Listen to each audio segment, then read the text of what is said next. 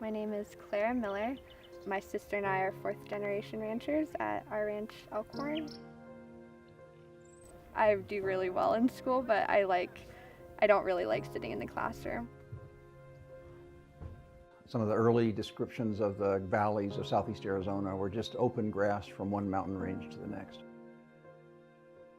And it was just a rancher's dream, this grass extending for miles and miles. Up until the 1890s, fire was a natural influence on the land. It was as natural as rain. What happened at that time, beginning approximately in the early 20th century, was that woody species just began invading the grasslands. These are native woody species, mesquite at the lower elevations and juniper at the higher elevations. I definitely think that brush management is on my radar and everything, because my dad's had to do so much with mesquite treatment at our place. In the 70s and 80s, they really focused on managed efforts to remove mesquites. They tried chaining, which is dragging a big anchor chain across pastures and just knocking over mesquites and uprooting them, which had success, but it also leveled everything in its path too. So a lot of endangered species would be impacted by that.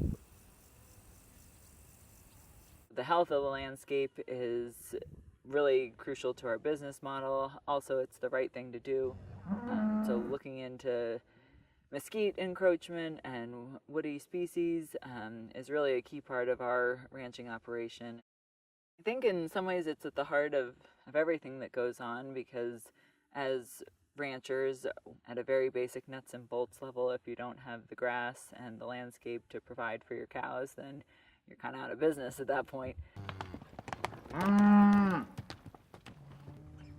Well, these are our replacement heifers so they were born in 2016. They should be bred. They've been exposed to bulls, so we're checking that out with our sonogram machine today. And if they're bred, they can go to the winter pasture for a couple months until they calve.